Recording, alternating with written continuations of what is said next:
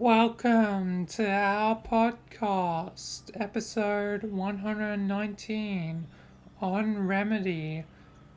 Finally, going to be talking about, Remedy as a whole, you know, mainly so I can talk about, the games I haven't talked about, and it'd probably be easier to do it this way and then have like individual ones, like each game series, because some I have less to say about than others. But yeah, um, Remedy is a cool company from Finland. Um, um, they're Finnish, and made stuff like Max Payne, Control, Quantum Break, um, Alan Wake, all that. So, I already talked about Alan Wake before in the previous podcast. Um, so, just a recap, I guess, briefly on Alan Wake 1. I like Alan Wake 1, had, good music, good story. Um, you know, sometimes it is a bit uncanny, but I think it adds to its charm. Like, um, and even the remaster is kind of uncanny. Less so, but still relatively. But yeah, yeah. Either way, Alan Wake's great. You know, Remedy is very cool. Um, so I guess let's touch upon the games I played last, like Max Payne and Quantum Break, which I haven't even, played at all. Um, um, but I have like seen bits and pieces of it. So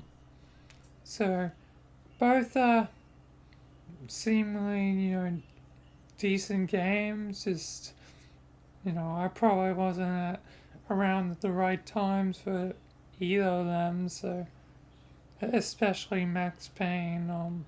So yeah, but hopefully I can play Quantum Break at some point, and if I plan on doing that at some point, uh, yeah, um,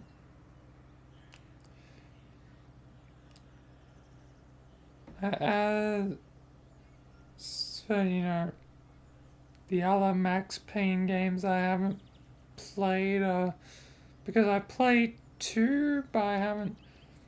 Yeah, again, you can't really buy one on Steam anymore, which is unfortunate. And I haven't played three. I know that's done by Rockstar, so it doesn't matter as much. Um, Especially when I'm talking about, Remedy. So, well, it's still owned by Remedy. But yeah, Max Payne 2 is, um, alright. Um, yeah. Uh, Not much else to say. And Quantum Break seems like it may be interesting, but I have to actually play it to see. Um, yeah. Um, let's actually talk about two games I probably want to talk about more. What should I do first? I guess I should do Alan Wake 2 first, because I technically did have a podcast for Alan Wake 2, but it was before the game had actually released, so um, I haven't actually talked really about Alan Wake 2, so just to, because I already, technically did a podcast, but I didn't really talk about, the game because obviously it wasn't out. Let's talk about Alan Wake 2, doing a little bit out of order, but, whatever. Alan Wake 2 is, pretty great, like, uh, like, there's definitely like problems to Alan Wake 2, like the streaming problems, and also there's generally a lack of enemies in the game, like so you could potentially go on higher difficulties and it probably won't matter too much. Like, it has the reverse problem of Alan Wake 1. Alan Wake 1 was really hard, um, like, even on its lowest difficulty because of how slow it took down to break the Dark Presence shield on the Taken, because it took a really long time to like just hold what I think it was like right mouse button, just to burn away their shields until um, um, you could actually reliably kill the Taken. Like it took a long time in Mike 1, and it was even worse on like you know Nightmare and stuff. So yeah, it was kind of painful at times. How slow it is. Like, but now there's like the opposite problem where now they're like no taken, so it makes it like super duper easy to like deal with them. Like, I'm pretty certain even on higher difficulties it won't take too much to take them out. Like, it seems like that went reverse with Alan Wake 2. So, oddly, the best game combat wise is Alan Wake American Nightmare, because it actually, fixed the problems of one, like making, the flashlight burn faster. Also you get more variety of weapons in Alan Wake American Nightmare. So, in terms of like the three, most of the time, like Alan Wake American Nightmare does it best. There are a few sections that are particular highlights in Alan Wake 2, like the Herald of Darkness and Dark Ocean Something. Both of those are good sections for fighting. Otherwise, fighting's pretty sparse. Although I do like the Dark Place fighting a bit more than the the um, uh, regular you know, reality fighting because you don't know which shadow creatures are, actually taken or not in the dark place. So, yeah, it's, you know, does make it interesting in that regard, because you have to be on edge all the time. But yeah, um, still,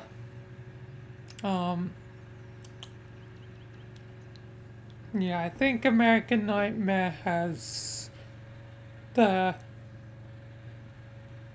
like the best combat. Is it the best balance? I mean, it depends. Like, it depends on what you're looking for. Because if you want action, then it'd definitely be American Nightmare. But if you want slow pace, but hopefully not really overdrawn slow pace, um, Alan Wake 2 is the best one because I couldn't really recommend Wake 1's gameplay.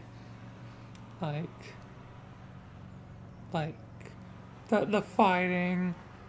Like, I would recommend playing on easy or in some versions of the game, easy is normal, normal is easy, whatever.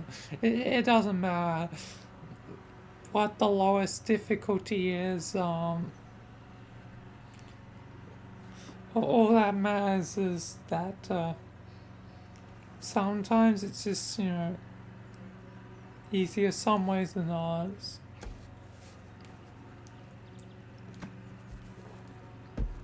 But yeah, um, yeah, but yeah, Alan Wake 2 is a pretty good game, like, and has a lot of good sections to it, and yeah, definitely, has its flaws here and there, but really well constructed. As for, Control, I found that really hard, and I had to use stuff like the health regen and all that um, to get through the game. Um, so yeah, like I didn't exactly want to, but kind of had to, and yeah. But at least that meant I could actually get onto, like expansion or altered world event. But yeah, Control is also pretty damn good. Yeah, again, it has its highlights moments like the ashtray maze and yeah. So yeah, so yeah, so like I definitely recommend uh, Control. Like if you don't mind a challenge, then you know it's a perfect game. But you can also play it, easier with the system mode. So that there's always options, you know. So yeah, all I ever wish for is things that allow me to, you know, um, you know, give me proper time to react because of my slow reaction speeds and like lesser hand-eye coordination because of autism.